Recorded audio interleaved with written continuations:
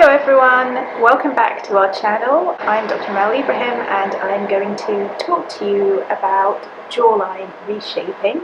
This is a very popular treatment at our clinic and we get a lot of questions and inquiries about it, so I thought it would be useful to make a video. So what is jawline reshaping and why would anyone want to have it done? So what is jawline and why would anyone want to or need to reshape it? So quite a lot of people, for various reasons, might dislike the appearance of their jawline, and this could be due to a feeling of kind of sagginess, jowls, a feeling of heaviness and a loss of definition.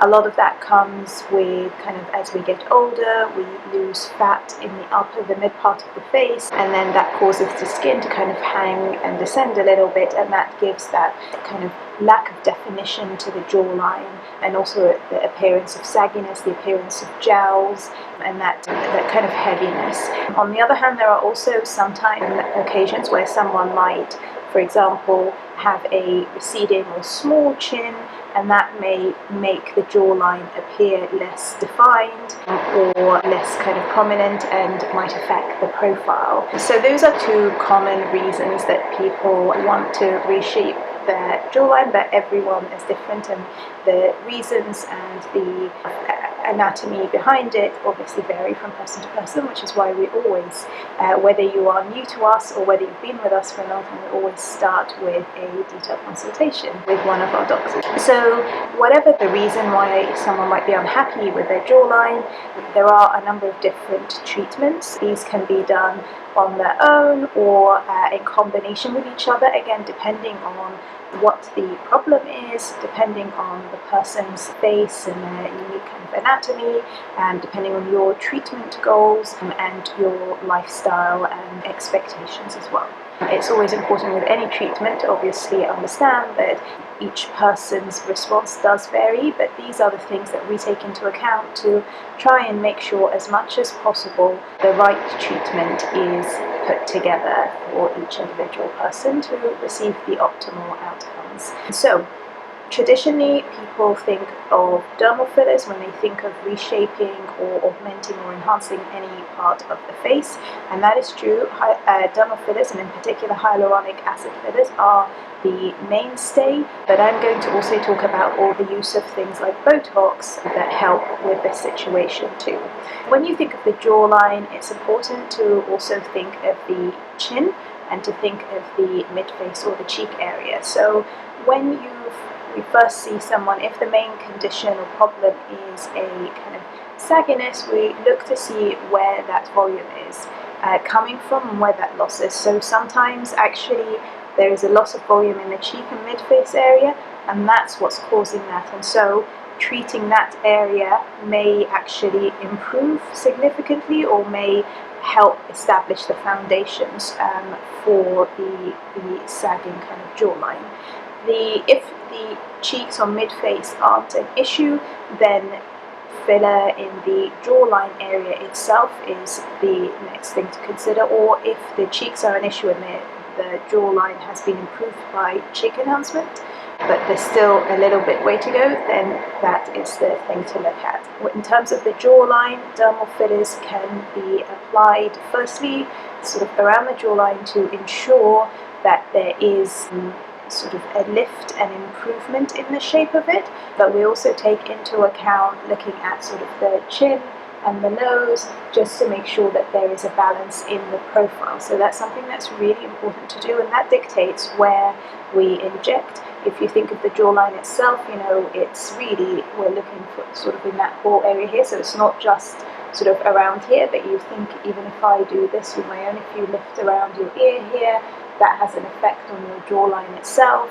And then there are different areas that are kind of anchor points to the jawbone itself, and that's where we tend to place fillers to try and get the maximum effect. So remember, a lot of this is using your own anatomy to help you get the best results, and so that also the outcome is natural looking and it suits you and suits your face. So it's enhancing and building on what you already have, and that will be dictated by what what your structure or facial structure is. So the jawline fillers themselves, like I mentioned, we apply directly to the jawline, and depending on what the problem is, it may be a series of injections in different parts of the jawline, and it may be using needle or micro cannula or both. All that depends on is just what outcome we're trying to get and where we need to inject. The fillers that we use for the jawline itself are thicker dermal fillers, because again we are looking to get volume and to get lift in an area that's already, the skin is thicker, you've got the bone underneath it, so we're looking to really augment and reinforce that bone that's causing the structure, so we tend to use a thicker filler. We have 3 different options of dermal filler that we can use in that area, and they're all from the Juvederm range of fillers, and the differences between them are in thickness, longevity, and there's a cost difference associated with them as well. So our essential dermal filler, the basic one, would be using Juvederm Ultra 4. It's a filler that can be used to augment kind of areas that need reinforcing, and that filler lasts between 6 to 8 months depending on the person, and it's used around it can be used in the jawline, it can also be used in the cheeks, and it just gives volume, it gives lift. It's a fantastic filler, so it's called Juvederm Ultra, and we tend to use Juvederm Ultra 4, which is the thickest filler in the Juvederm Ultra range. The next step from that would be using Juvederm Voluma. Juvederm Voluma is a thicker, sort of longer lasting filler than Juvederm Ultra 4, so Voluma will give more volume and more lift to that area compared with Juvederm Ultra 4, so if you compare the same amount. And what Voluma also tends to do is it can last for something up to 12 months. The newest filler in the Juvederm range that we're very excited to introduce is Juvederm Volux, and that has been specifically formulated for the chin and jawline reshaping area. Volux is a thicker filler than Voluma or Ultra 4, and it can last something like 18 to 24 months, so it's also longer there. So regardless of the choice you have, our techniques and the way we approach it always remains the same. Excellent results can be achieved with all 3 fillers. The only difference is how long they last for and how much of an effect. So if you are someone with a lot of sagginess and you need a greater lift, then you may benefit more from the thicker longer lasting fillers versus someone who only needs a small amount of a correction. But this sort of thing, our doctors, we all go through them with you and to make sure that you make the best decision for you.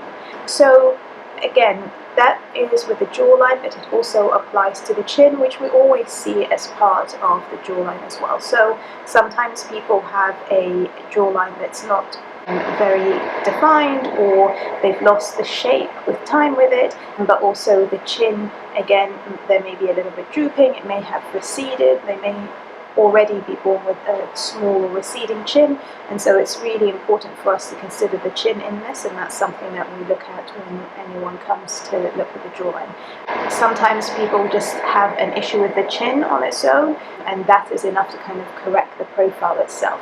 So we take a whole kind of patient and a whole face approach, and we encourage our clients, we encourage you to do the same when looking at this, rather than just each isolated area. The chin itself, the injections we do can be aimed at doing a number of things. So one is augmenting the chin. If you have a small chin, kind of increasing it a little bit. The second thing we can commonly do is try and, so if you have a very receding chin, kind of just try and make it more prominent and protrude a little bit more, and that really actually helps sometimes with the profile, especially sometimes people feel their nose looks a lot too big for their face, but actually the issue might be a small chin that's giving that appearance. The third reason sometimes people come to us for chin enhancement is they may have a cleft in the chin, they might not like the shape of the chin, it may be too square or too flat for them, and so we can reshape the chin as well and make sure that it again is a shape that they like, but also it can match and balance with the rest of the face. So that's our general approach with dermal fillers to jawline and chin enhancement and reshaping, and the main thing we look to do is just restore balance and harmony to the rest of the face, improve definition, and this may be achieved with just chin fillers or just jawline fillers or chin and jawline fillers, or if someone has extensive loss in kind of the cheek area as well, then either cheek fillers alone or in combination, depending on kind of the outcome needed and where we're starting from as well. So dermal fillers are the mainstay for us kind of redefining and reshaping and contouring the lower face, but we also look at other causes for why someone might not be happy with their jawline. So if someone has a square jaw, that can come from grinding your teeth, it can come from very hyperactive muscles around the side here, then Botox injections can help by relaxing that muscle here, and that reduces its size so that it gives a more V kind of shape to the face rather than making it kind of look full or more square. So Botox can be used to help with that, and that might be the only thing that's needed in someone who's unhappy with a square appearing face but actually is happy with has volume everywhere and doesn't need any filler, or it can be used in addition to filler if this is one of several concerns that you may have. The other ways we can also use Botox is in chin enhancement. If there is an issue with the chin, the shape of the chin, if there's a pebble chin, then we can smooth that with Botox, and then if reshaping is required beyond kind of smoothing the pebble chin, then dermal fillers also work really well for that. And finally, someone who has a lot of sagging in the jawline might also be concerned with kind of sagging in the neck area, and for that we have a number of treatments. One of them is actually a Botox that helps smooth the muscle that's kind of pulling the neck of the skin, causing, I don't like this term, but commonly a turkey neck, but really it's sort of causing any kind of sagging appearance of the neckline, then Botox can help. If there is crepiness in the neckline and that's the main issue and quality of the skin, then Profilo might also be a really helpful adjunct to reshaping your jawline. So I hope you found this video useful. It's always really important to appreciate that every treatment differs from person to person, and so that's why we have a really good lengthy consultation with each person, because it's important. The best treatment for you is the one that's designed around you. If you have any questions about jawline reshaping, chin enhancement, or any of our treatments, please leave a comment below. I will be making another video specifically explaining the difference between our fillers and introducing Volux as well into the Juvederm family of fillers that we offer, so keep an eye out for that. Don't forget to subscribe if you would like to get more information and to follow us. Don't forget to subscribe and ring the bell if you want to be notified of any of our upcoming videos, and let us know what you think in the comments below. Bye bye.